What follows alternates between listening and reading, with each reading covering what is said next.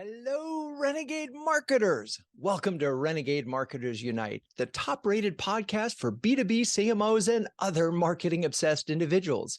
You're about to listen to a recording of Renegade Marketers Live, our live show featuring the CMOs of CMO Huddles, a community that's sharing, caring, and daring each other to greatness every day of the week. This time, we've got a conversation with Chief Marketing and Communications Officer Joe Cohen of Axis Financial, a brand that isn't afraid to take a stand.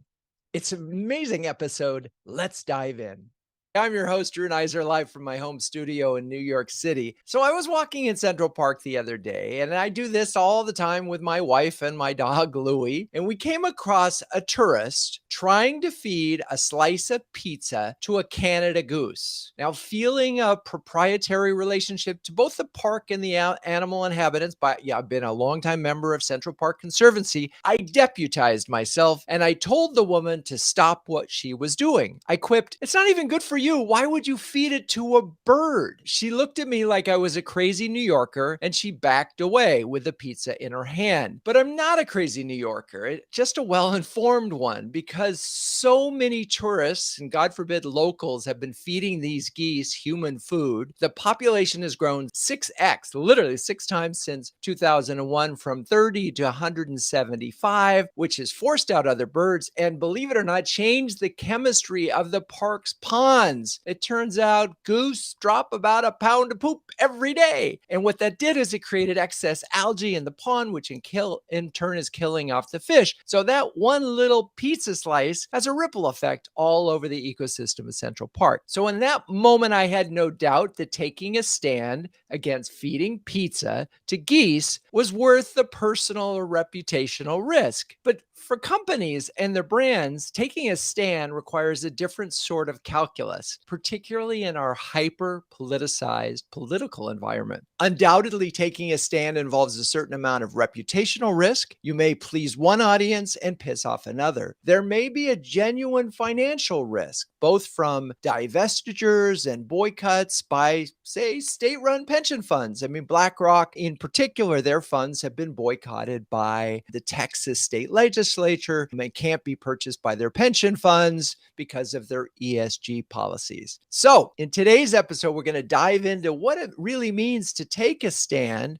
with the help of one brave CMO. With that, let's bring on Joe Cohen, Chief Marketing and Communication Officer of Axis Capital. Hello, Joe. Hey, Drew, how are you? I'm a little stumbly today. I don't know. That's the weird part of a live show. So first of all, where are you besides a virtual conference room? Yeah, so it appears as if I'm in an Axis boardroom, but in reality, I'm in Hoboken, New Jersey, which I'll note has fantastic pizza. So it's something that I take pride in being a little bit of a connoisseur of. So it's offensive to me that someone would give away good pizza to a bird. There you go. I was trolling on your LinkedIn profile, as I often do for guests, and couldn't help but notice you spent 6 months as an on-air disc jockey your senior year at Syracuse. Was there a moment when you thought, this might be my career? Oh, absolutely. That is exactly what I wanted to do. I'd say a connective thread, stepping back, a connective thread in my career is I've always been drawn to opportunities and jobs where you could be a builder. And you could see that in my early days, I was part of an emerging agency that we grew. I was part of a team that grew it to best in class mid-sized firm, which was MWW. I was there during the growth years, and I was part of a team that contributed to that growth. And then Axis, we have a growth mission now. But with that station, this was in the late 90s at the height of the hip hop movement during that golden era. And it was cool. That was something that I wanted to do. Ultimately, I took what I thought would be a temporary job at a communications firm, and I planned to go back to the hip hop job. And I wound up staying at that firm 15 years. Amazing. Now, was there anything that you learned from that experience? I mean, as a DJ that sort of carried through other than having a very good voice for a show like this? Well, I didn't always, but absolutely. Being a broadcast journalism major and working at that radio station and other experiences on campus, I learned how to project myself. I learned how to be concise. Some may argue with that, but concise in delivering points. I learned how to know my audience, particularly when you're choosing music and things of that nature. And I learned about the emotive power of music that's very relevant as a marketer. And also being a small part of the hip hop movement at that time, it really provided me an education and a point of view on the importance of diversity, equity, and inclusion. Very, very cool. Well, little known fact, I guest DJ'd while I was at Duke for a friend who had a regular show, and I went on the air. This is just within the campus, and said, I think the next caller is going to win $1 million. Give us a call.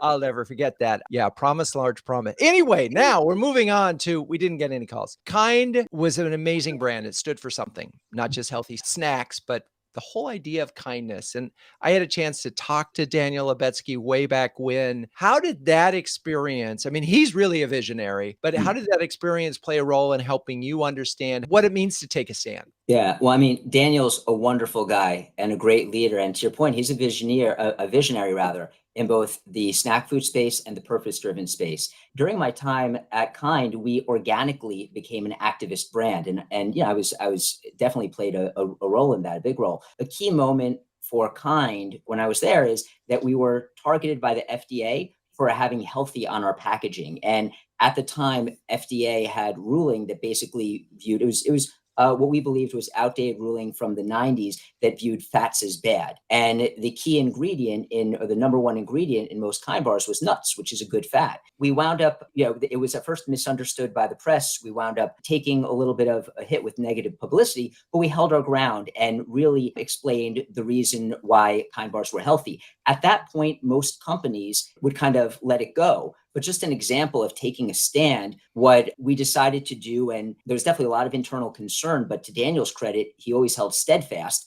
And I was all in as well, was that we took the action of petitioning the FDA to update its rulings. And we launched a big campaign and basically reopened the conversation about healthy and kind. And ultimately, we wound up working in partnership with the FDA to update that guidance. You could look back on it as a best practice way of a corporation working with government. But at the time, it was a risky move and we took a bold stand. And I'd say working with Daniel, working with the team, I learned a lot from the team that I worked with under me. I became a more bold and courageous leader than I certainly was when I was at the company. And there's something freeing about that. Yeah, I had the good fortune of, and you were there. My first book came out right about when his first book came out, and he's featured in my first book. But I had the pleasure of chatting with him a couple of times. What I just marveled at, and he told me the story of the whole healthy thing off camera, if you will, when my recorder wasn't going. And I just thought, he really is committed to the cause. I mean, and the Absolutely. whole reason that Kind came into being is that here was this guy running all over the world trying to sell this. I don't know if you know this, but he had a vision that he could solve the Middle East crisis through food. Yes. That was it. That was his vision. And so he was running all over the world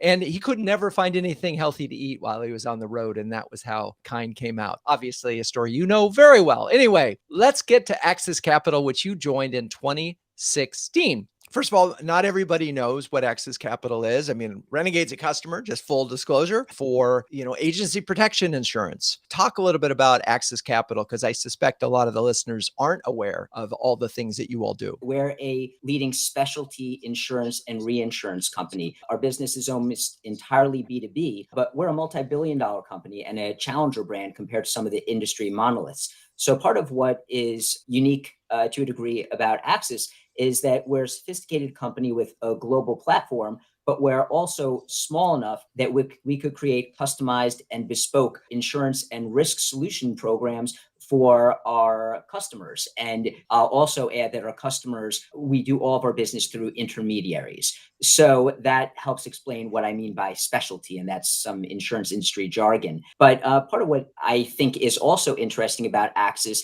is that being a mid-sized player, we're fast enough that we could pivot into emerging areas of risk. So we're a top 5 player in renewable energy, and we're a top 10 player in cyber. Part of what intrigued me about Axis when I joined the company in 2016 is that I could tell that Axis was a company that thought differently in its space. And when they were looking to recruit the role that I took, which at that time was CCO, they were looking for someone with experience outside the industry. And that was intriguing. And inside the company, I think that all contributes to what gave us the cultural background and flexibility to be willing to take a stand on issues. Interesting. And I'm going to just give a little more context. Every business has certain types of insurance that they might need that are specific to their category. For example, if you are an advertising agency, your clients will require you to have a certain amount of liability insurance in case they get sued for some ad that you create, or, a banner ad even, or a website, or somehow or other, some false claim is made. It's a very special niche,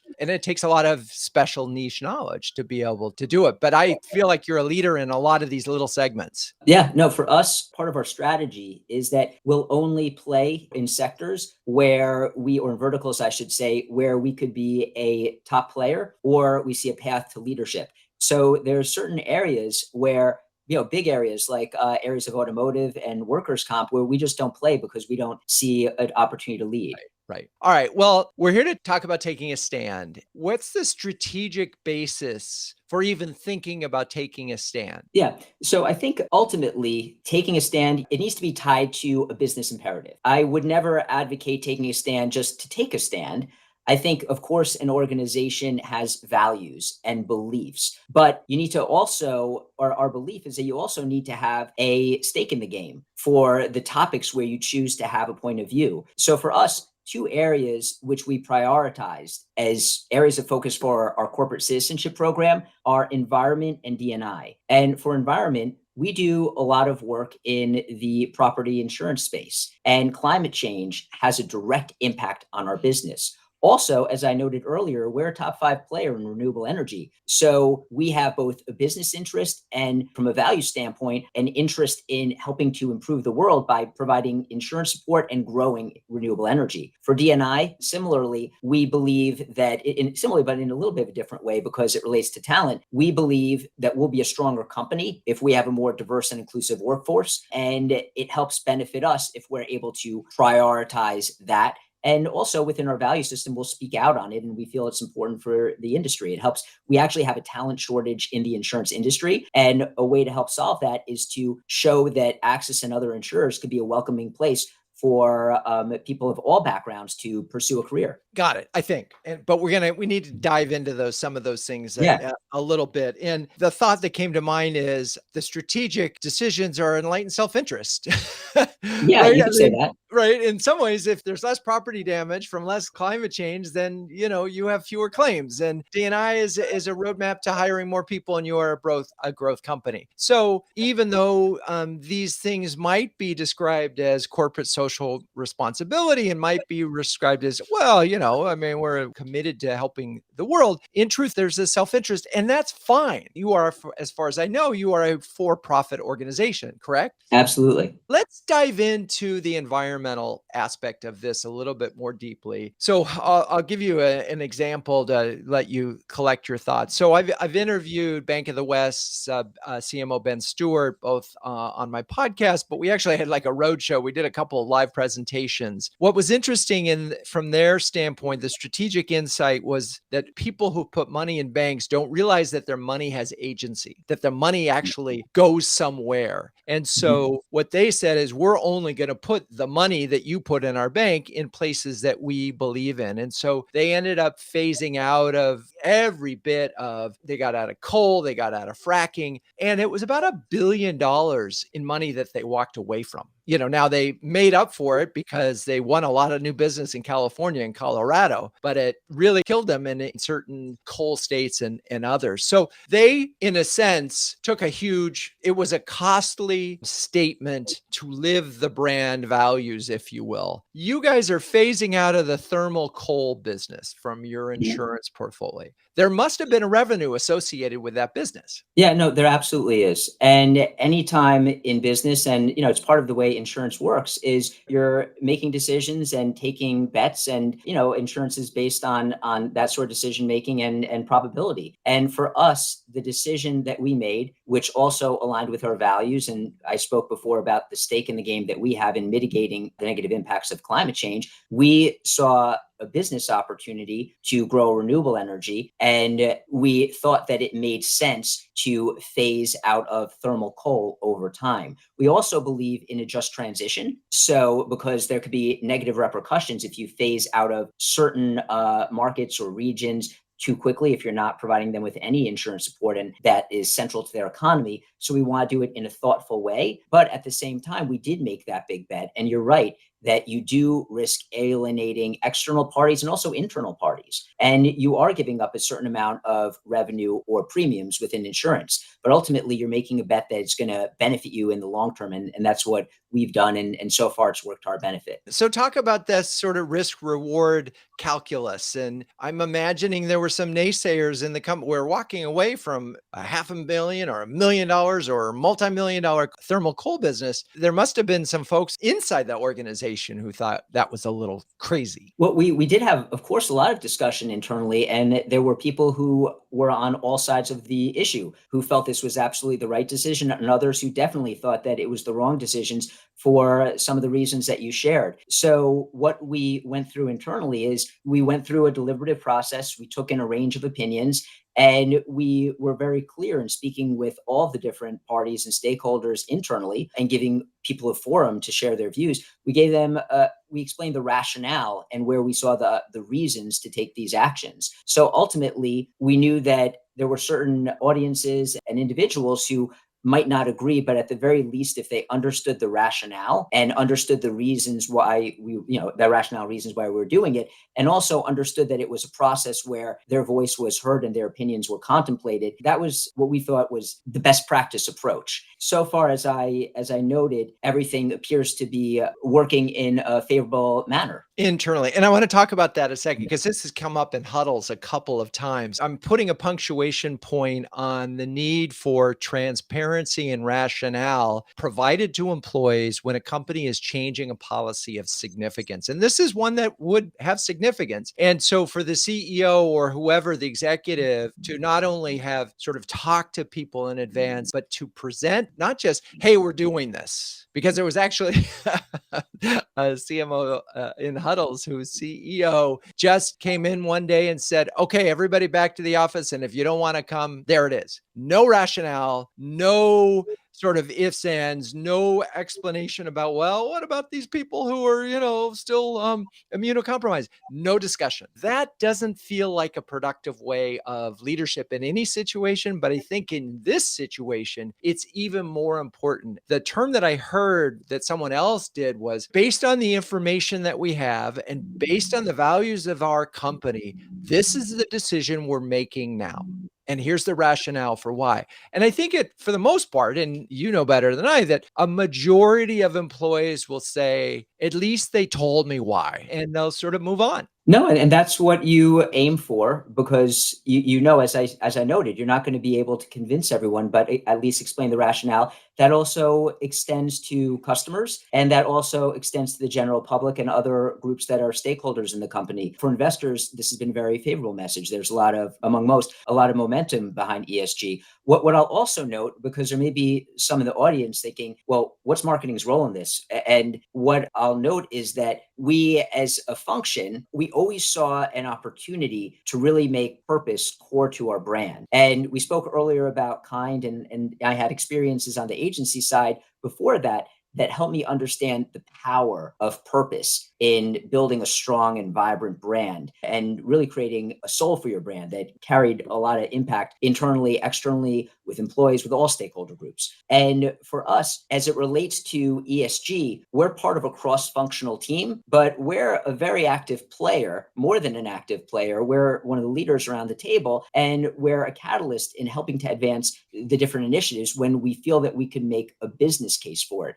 But it's never anything that we go alone. It's something working in close partnership with the business, with other stakeholder groups, whether it's legal is our general counsel is actually the executive sponsor for ESG, but legal, HR, we have a combined communications team, IR. So it needs to be a collaborative effort. But I would make the case that marketing could absolutely be a leader in advancing programs of this nature. And why do you say that? I know the answer. And by the way, before you continue, I feel like this is an ideal scenario, because in the inner working that you described, the connection between all the other departments is an ideal scenario for almost all marketing initiatives. But it's ironic to me that with ESG, it has to be. And so there's no doubt. But why Do you think marketers are in such a good position to drive ESG programs within and outside the organization? For several reasons. One is that I feel that the marketing function is horizontal and that we have an opportunity to touch so many different areas of the company. So we can be a convener. We could share insights that may not carry across the different areas of the company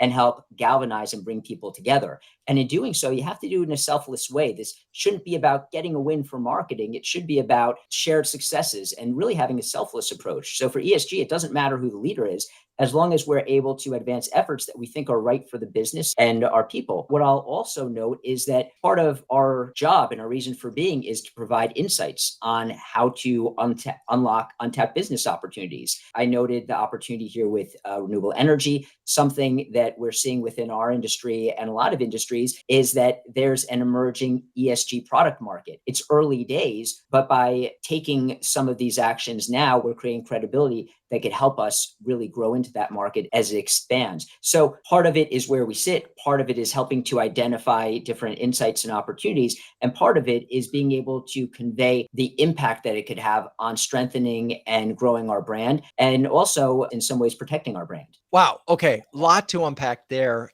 And I think there's some connection between this, the next thing I want to sort of talk about. I think 3 or 4 years ago, if you announced your ESG policy and your ESG plan and how you were going to approach each of those, and even you had the emergence of ESG officers whose responsibility was that, and certain metrics started to happen. Well, I remember clearly, and I read this pretty much the entire article in great detail about a few months ago. The Economist magazine put ESG, the three worst letters in business. Their argument was E is great. And if we just focused on E for a moment, because you can put business cost and business value on E, the social and the governance are so squishy. They're harder to measure. It's harder to understand, is it quotas? Is it not? And social governance is another tricky thing. We'll get to that. But I want to make sure that we finish up on environment first. We've talked about phasing out of one thing. What other sort of environmental stands are you taking that, in some ways would constitute the risks that we've been talking about? Sure. You had mentioned that our underwriting policies. You also mentioned banks and how their money goes somewhere. So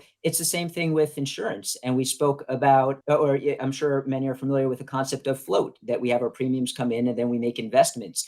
So we also instituted a policy where we will invest in, where we have different thresholds to ensure that we're not investing in companies that make most of their profits from thermal coal. And we also have a strategy both for our underwriting, our fossil fuel underwriting, and on our investment side to phase out of thermal coal entirely by 2030. In addition to that, another stand that we recently took was the Arctic Wildlife Refuge. We made the commitment publicly that we wouldn't provide insurance or facultative reinsurance for companies that generate 20% or more of their revenues from the energy exploration, production, or transportation activities conducted within the refuge. So, and also we're not providing investment support for oil and gas projects and operations in the refuge. So that's another example that the rationale aligns with the decision-making process that went into our thermal coal decisions, but it lends to the position and viewpoint that we have on the greater environmental and climate change issue. And I'll also note that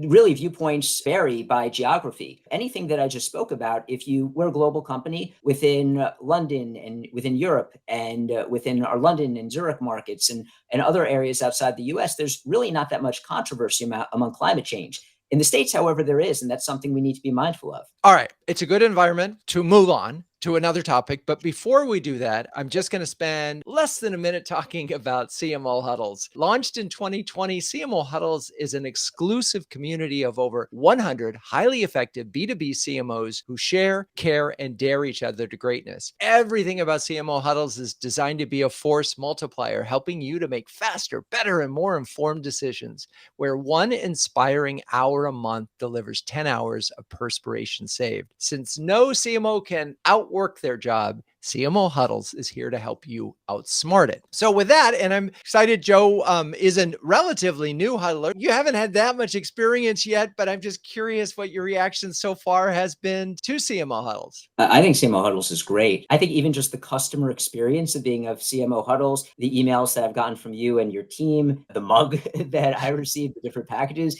it's a great experience. You know, hey, these guys are expert at marketing. But I think that the emails that we regularly get with insights are terrific. I think it helps me really keep a pulse on what are on the minds of other CMOs. I definitely have tried to take advantage of the opportunity to network. And early on, I know I sent you an email, Drew, about a different business priority that we were looking at for our team. And I was immediately connected to a couple different CMOs. And I had some conversations where I got a real candid view on, similar approaches that they implemented, what went right, perhaps even more valuable, what didn't. So I think CMO Huddles is fantastic. And I'm really proud to be a part of it. I love it. Well, thank you for those comments. We started to talk about the S in ESG and social, and you talked a little bit, gave an overview of the program, and you linked social to D&I, diversity inclusion. Talk a little bit about, first of all, where that fits into sort of marketing's world and sort of the role that you play in defining the social or the diversity and inclusion programs and executing them and ultimately measuring them. That's like 50 questions. Pick one of them. Okay. I'll try to give an answer that hits on multiple ones. Hopefully I'll be kind of successful. We'll see. I'll start with the role of marketing. Something that our team did voluntarily was, I'd say around 2019, we started to see momentum internally to really stand up a D&I program. And there was, I would say even back in 2016, there was kind of scattered efforts happening across the company. Our CEO, also our board, and rising sentiment from staff was that we want to really scale up our efforts there. For our team, it was something where the team had a lot of heart for the work. We thought that there were opportunities from a purpose standpoint and a branding standpoint to really position ourselves as a company that had a progressive view on the D&I issue. And also, we knew that, as I noted earlier, that a challenge facing the entire industry was that we have a talent shortage. It's tough to get people, especially young talent, to work in insurance, and D&I could be a big solution there. So we thought that there were a lot of reasons to justify why we should at the very least play a role. And working in tandem, I'd say primarily with HR, where I'll say HR is a big partner for our function in general. I could talk more about EX, employee experience, more in a bit, but it was something where we really worked with HR to help stand up the program. And for the communications part of our team, help generate awareness internally and externally, more internal, I'd say, around the work we were doing. So I talked a little bit about the program, helped forming a D&I council, mandatory educational programs that we implemented, really making diverse interview slates, salary benchmarking, creating employee resource groups, all part of our behavior as an organization. From a branding standpoint, what began to happen organically was we started to have our colleagues go out on social media and talk about the things happening within our organization. And for us, something that we now try to do, but we're careful because we want it to remain organic. We just want to offer the tools, is for our employee resource groups, we support them in creating content, and we support them in expressing their voice on D&I issues, and also the pride that they have in some of the work that's happening in the company. So all of that lends to brand, and internally it also lends to the employee experience. So that's part of our role. I'm also, at the end of the day, just like any marketing KPI, it all comes down to outcomes. So something that all the stakeholders in the D&I program, we're all looking at is, how are we actually moving the needle? Are we bringing in more diverse talent? Are we keeping them? Are they developing? And that's that level of rigor and structure in collecting data is something that we've really stood up over the past few years and are still implementing. I'll also note that 2020 for Axis, and like many organizations, it was a watershed moment in the world, all the different social movements that came out of the tragedies. And that was definitely an accelerant for our efforts. We saw an opportunity to really leverage that as a catalyst to move forward programs that we were excited about and thought delivered value. I want to pause and put a broader umbrella on this because here we are. This is a marketing show for marketers, and we're spending a fair amount of time, and we're not done yet talking about marketing to employees. And I want to put some context here. We are most likely, my crystal ball and most other economists' crystal ball says we're going to have a recession in 2023. You could say, all right, what is the most cost-effective channel to drive your business forward? And the answer is going to be employees.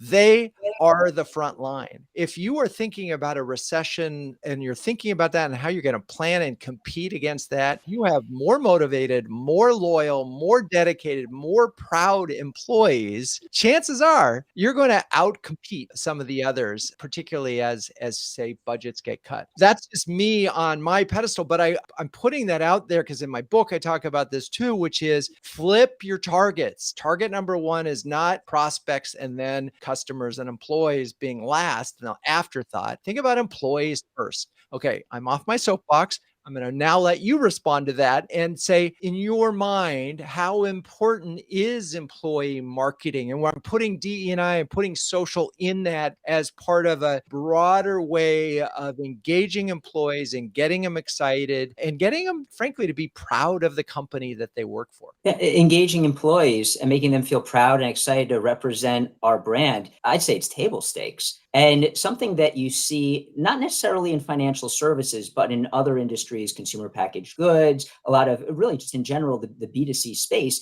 is a lot of work to really mobilize employees and turn them into brand ambassadors. My own philosophy was informed by experiences that I had in the consumer space. And on the agency side, I did both B2B and B2C and corporate and consumer. And I came to Access right after being at Kind, where you really had a lot of employee pride. That I think was core to the success that, one of the many reasons why Kind was successful. So coming into Access, I understood the power of that. And also, I'll note that you could argue that we're still in the Great Resignation. I don't know if we are, but certainly we were in it recently. And there's never not a reason to have an engaged and excited workforce. But I think as it relates to really bringing your brand to life and advocating your brand, table stakes. I'm not being skeptical at all, but I'm trying to channel the skeptic for a second, just to push back a little bit to make sure that we can show business value to the investors and executive committee. When we talk about social, like environment, a lot of times the environmental issues are going to end up being money saving issues, right? In some ways, if we have a smaller footprint, if we're doing more in renewables, ultimately there's a payout in those things. Talk a little bit about and aggregate the social things that you're doing into business value. Yeah, well, as I noted, I'd say the core lever within the S part of our ESG program is really anchored around D&I. For us being able to show, and we do tons of studies internally around employee engagement. What are the issues that matter to our colleagues? Why are they staying? Why are they leaving? D&I, we know, is something that really matters to our people. Having a company that has firm practices and that really is focused on D&I, and also being able to show that we're making an impact in keeping strong talent in general, including diverse talent and talent in general. Those are all measurable KPIs. A lot of the data and the rationale, a lot of the rationale is grounded in data. And again, because I had a conversation with a huddler who wanted me to sort of show the business value. And really, it's one thing you can measure the diversity of your workforce. It's very hard to measure, say, productivity of your workforce and an improvement of output because of diversity. Inherently, it makes sense. But this was the pushback. Is our product better? Is our service better? Is it because we have a more diverse workforce? I didn't have any data I could put in front of this individual and say, I believe it to be so, but that's not a very good argument. I know that there's organizations like McKinsey and others who've put out reports that show connections there. But for Axis, we've had 9 positive quarters, and I don't think it's driven by D&I, but that's one of many areas where we've invested, where we've seen a lot of progress in our business results. Again, I wouldn't say I think that there's other elements that you point to as core drivers, but it's something that we believe is a positive contributor. Right. And now I'm going back to Jim Collins. It's a lot of little things done well to get that flywheel moving. And when all those little things are doing well and the flywheel is moving, life is good. And this is just, it's an important part of it. And it comes back to, it's a younger employee workforce. They believe in D&I. They believe in being environmentally responsible. And if you want to recruit and retain those folks, it probably makes sense to be on that side of the issue. Okay. It is this moment in the show where I ask the question, what would Ben Franklin say? And you may recall that he was there when the US declared its independence. That was taking a stand, if you will, and one that came with sincere risk. The minute the folks signed the Declaration of Independence, basically Britain said, okay, all of those who signed it are now treasonous and are subject to execution. So Franklin said, or is rumored to have said, when he walked out of the signing of the Declaration of Independence, he said famously, we must all hang together, or most assuredly, we will all hang separately. Okay, so let's get to the last G, the ESG, the G. It is one that we've never talked about really on this show. How are you approaching governance, and what role does marketing play here? I'll talk a little bit about how we approach governance. I'll be, straightforward in saying that Marcom has a role, but we're much more actively involved in the E and the S. But I'd say the work that's done as relates to the G is driven primarily by legal with support from our team, particularly the members of our team who have backgrounds in communications. And, that goes back to having a combined marketing and communications function. But a lot of it is making sure that we've got clear and transparent disclosures and making sure that we're constantly auditing ourselves to make sure that we have those disclosures, that our ethical practices internally are sound, that we're practicing internal education and making sure that our workforce is educated, and just keeping current with best practices. So some of that comes down to good hygiene, and we have a role to play in it. But I would say the more meatier work would be in the ENS as it relates to the Marcom role. I mean, I imagine there must be some, particularly in Europe, with rules about privacy and data. That's probably where there was some, suddenly marketing had to pay a little more attention. Yeah, no, absolutely. Again, I think I mentioned the partnership with legal, having that close relationship and regularly working with them to make sure that we're complying, following best practice. And in general, of course, I think many know insurance is a highly regulated industry. So this is one of those many reasons why it's so important that we have a great relationship with the legal function. And you quoted Ben Franklin a moment ago, a theme that I've pointed to and something that I think is critical to our approach and our working philosophy for our team is that we need to really have very, very strong with all the different other functions. Otherwise, we don't want to hang together. But I think that the G part of it, that's where having that open dialogue with legal and a foundation of trust is absolutely critical. So if we go back to the beginning and say part of a CMO being able to drive strategy for the organization, and certainly ESG could be a part of that. Do you see ESG as something that really is going to differentiate your brand? I think when implemented in an authentic, smart way, informed by data, it could absolutely have a huge impact on elevating your brand. I'll add that I think that marketing could be a leader and certainly a catalyst, but to do it right, as I said a moment ago, it needs to be a cross-functional approach. But marketing could definitely have a huge impact and have a leadership role in driving it. So we've talked about how particularly the environmental and the social are things that employees can get excited about. They can understand, they can support, they're sharing it. In your case, they're sharing it on social. And I've talked about why that's so good and that could be enough. But how, if any way, does some of that story get to your customers? And by that, I'm just thinking of the brokers and the challenge that they all have, which is, particularly if they're coming to an agency, it's every year a policy comes up for renewal and it's going to cost X amount of dollars. Where does that fit in terms of helping the brokers? I mean, I don't know how much you communicate this to the brokers. And first of all, them maintaining a relationship with you, but their ability to help sell you and your products. Yeah, well, I think some